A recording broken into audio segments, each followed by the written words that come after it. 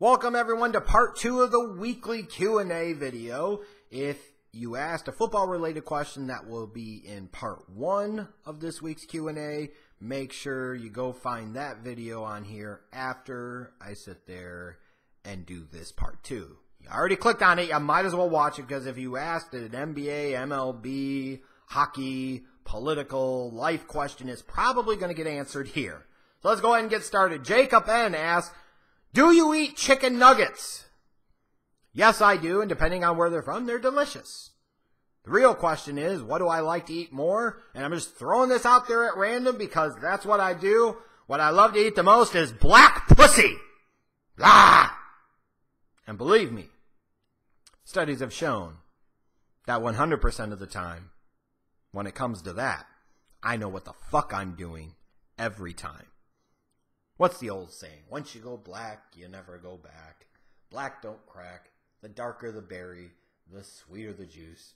Well, promise me, when the Schleg Daddy goes face down and it's muff up, once you've gone white, you've seen the light. And most importantly of all, once you go white, you know you've been licked right. Ain't that right? Uh-huh. Uh-huh. Yeah, now if you take the combination of putting the chicken nuggets, and keep in mind, white boys are fucking nasty fuckers, especially as we get older. Like, we're weird.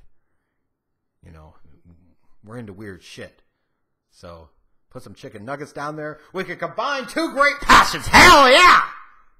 Anyways, moving on. Chase Oliver. Do you think LeBron's broken hand is just yet another convenient excuse for him? In a small way, it's LeBron kind of playing defense mode with his legacy just a little bit. But he knows they were the inferior team. He knows, I guess, they didn't have much of a chance, as we really all did, whether we wanted to believe it or not.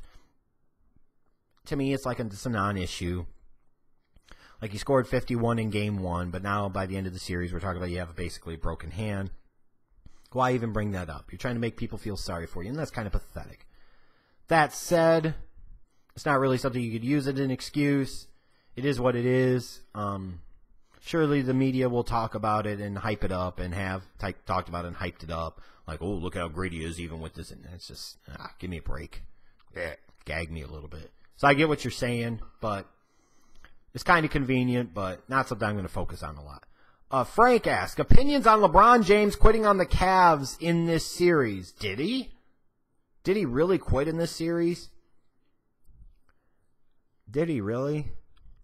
I could say maybe he got fatigued, got tired, and eventually maybe he got to the realization that no matter what they did, it wasn't good enough. But I didn't see him this time like I saw in 2010 where he flat out quit on them, or 2014 in the finals against the Spurs where he eventually got to a point I think he was ready to go, and I felt like he flat out quit on them. I didn't get the sense that he quit on them this time.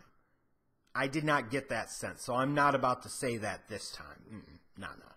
Geo Knows asked, you seem more like a song and dance type of guy than a conspiracy guy, but do you have a favorite conspiracy theory? Now, what the hell is your mother Canuckin ass talking about?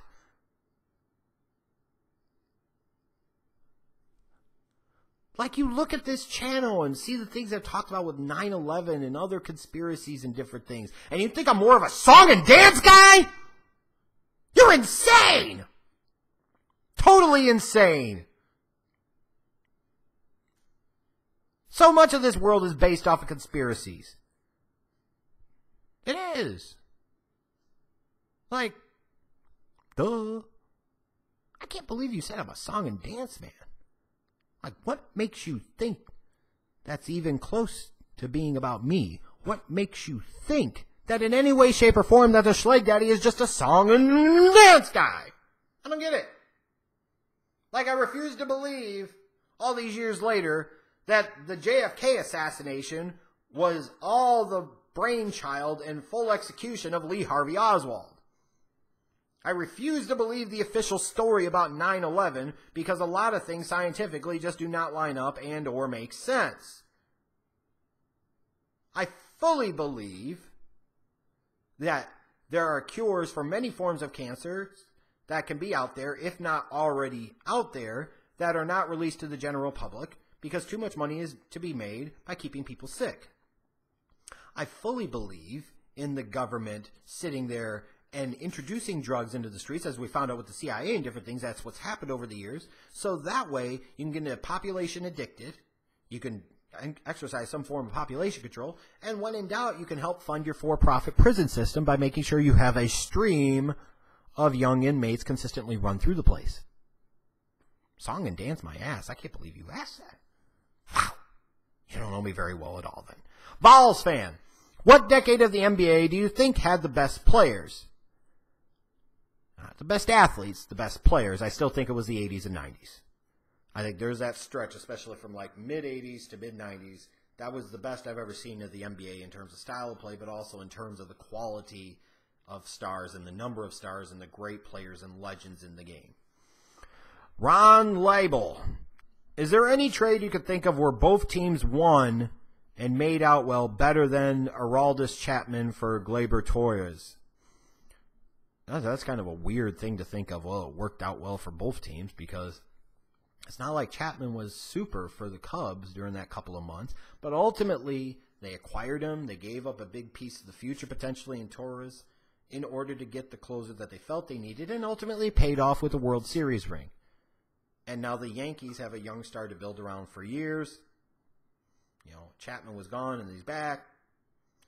But the Cubs got a World Series out of it, so it ultimately worked for all parties.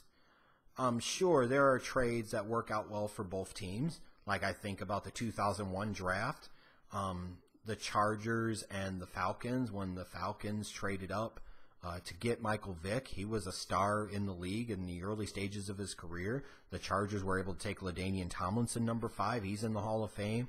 The first pick of round 2. I know that pick wasn't technically part of the deal, but it's still, they were able to wait to take the quarterback, and then they took a guy in Drew Brees, who will end up being in the Hall of Fame, even though he'll be in there as a Saint, not a Charger. You know, there are lots of trades over the years that you can look at, and you could say they work out well for both teams. And that's just one of them that I can think of. James, how could people hate the NBA for the lack of parity when it's never had it? I would not say it's never had it. That is false to say. What can be true to say is that when people talk about certain glory eras of the NBA, there was an utter and complete lack of parity, and you had one player or one or a couple of players and teams that dominated the league.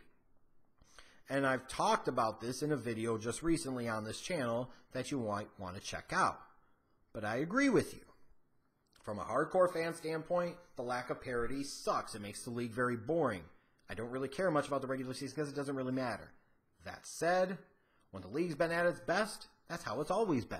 So what's so different now? Dave Garcia, why do you hate soccer when baseball's slower and more boring? Well, I kind of grew up with baseball really truly being like the first love, and Ken Griffey Jr. was my favorite baseball player. It was America's pastime. You know, I enjoyed the elements of the game. To me, soccer I always had a fundamental problem with. Just the fact it's not that ingrained in our culture. Also, I had a problem with the playing with your strategy, and a 0-0 tie is okay, and we're playing for goal differential, not actually to straight up win or lose. You know, some of the hooliganism that goes along with fans in certain countries. Just soccer's not my speed. I think it could be fun to watch in person, but on television, I think it's boring as bricks. That's just me. Peter Jedra, why did the 76ers only put together one really good team around Allen Iverson? Was it because of incompetence, or was it hard to get players to want to come and play with AI? I think in some ways it can be a combination of both. Allen Iverson was a great player. He also could be a self-destructive personality and just be a disruptive personality to his team, to his locker room, to his organization. I think in some ways it's the fault of the Sixers for not having constructed better teams around him. I think it's also the fault of AI to a degree, because some players probably didn't want to go there and play because they knew that AI was AI and he was always going to AI. So I think both of them are fair points to say. Vinny is going to close us off by asking first, do you think Steve Kerr can be a Hall of Fame coach when all is said and done if he keeps on this path? Absolutely. The dude has coached his team in, 4 seasons to 4 NBA Finals appearances and 3 championships. We could think whatever we want about the Warriors and how they're constructed and how they've ultimately went about it and how they've won the championships, who they won the championships against. The simple fact of the matter is the dude has won 3 NBA championships in a 4-year stretch. He coaches a few more years. It will be really, really hard to keep him out of the Hall of Fame as a basketball coach. Furthermore, you could say sometimes one of the toughest things to do is coach with expectations and coach great talent and be able to get the most out of them. That could be incredibly challenging. It's like one of the knocks against Phil Jackson. Well, how hard can it be to win a championship with Michael Jordan and Scottie Pippen or with Shaq and Kobe? Well, if it was so easy, how come other coaches didn't do it? There's something to be said about that. Kerr's got 3 rings. That's a hell of a place to be. It's a hell of a legacy to already have. Yeah, he's got to be a Hall of Fame coach someday. Got to be. And do you think LeBron James can end up going to the Boston Celtics? I really don't. I have no problem with him wanting to talk to them and doing his due diligence, and you never know, I guess, what could happen. But, like, you already have Kyrie there. Kyrie demanded a trade because he didn't want to be under LeBron's shadow. So you bring LeBron in so that way Kyrie could be back under his shadow. Then you sit there and say you invested a ton of money in Gordon Hayward. What do you do with that investment? You've got wing players like Jason Tatum and Jaylen Brown that are growing and progressing as talents. What is bringing LeBron James in do to them? You could make the argument that LeBron James would make the Celtics better and also make those guys worse. And when you look at the Cavs and some of the guys that have been around LeBron, you could say he made the Cavs better, and he also made those guys around him like Kevin Love, J.R. Smith, Tristan Thompson ultimately worse. And that's true, both of them. So, no, I don't see any realistic way that he goes to the Boston Celtics. I don't see where it works out from a cap standpoint, and I don't really see where they need him at this point. It feels like they could maybe add another role player, but in large part you want to keep together your core and keep together your chemistry. Hope bringing in Irving and Hayward healthy this upcoming season will be enough to get you over the hump. I just don't see where it's worth the risk of blowing up everything just to bring in LeBron, and I just don't see where it makes a lot of sense. That's just me, though. So again, thank you everyone for sending in your questions for these Q&As this week. I enjoyed it. Make sure you check out some of the other videos on this channel. Most underrated sports talker on YouTube. Never forget it. Maybe someday I won't be. See you later.